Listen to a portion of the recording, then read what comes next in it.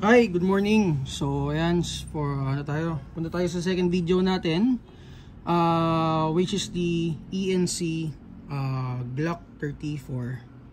Okay, so ayan, isa yan sa mga best seller natin na unit, and isa yan sa mga kumbaga quality and budget na unit na meron tayo dito sa store.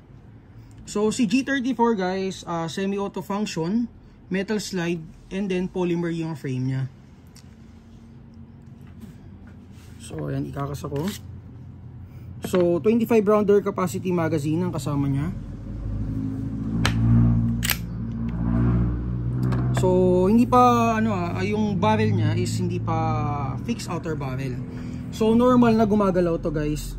Para dun sa mga mag-a-avail, yan, normal to. So aftermarket, pwede kayong mag-upgrade ng fixed outer barrel for better accuracy. And ayun, pakita ko lang pala sa inyo ang safety ng Glock nandito. So tutulak mo to papunta dito para mag-safe siya. Okay. So half-up assembly nasa loob.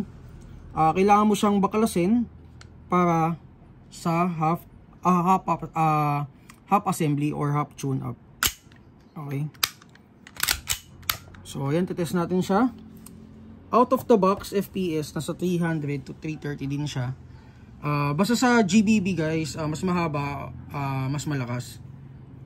So ayan, i-test natin.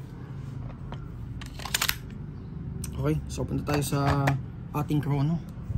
So ang price pa lang nito guys is 4.5.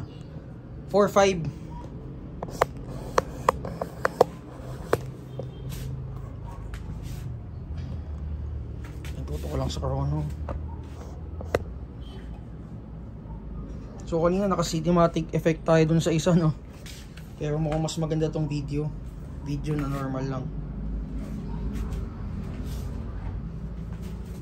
So ready to fire.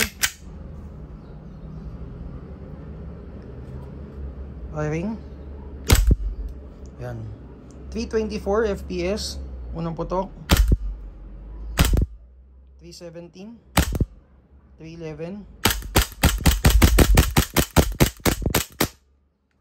Okay.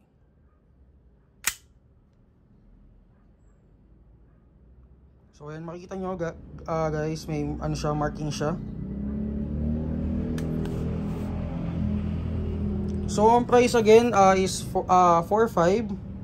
Available sa store natin. And open tayo guys 9 AM to 6 PM. So ayan, don't forget din guys to follow our Shopee and Lazada store. And check our Google Drive for items na para sa mga i-update naming items. Okay? So ayun, punta tayo sa third unit.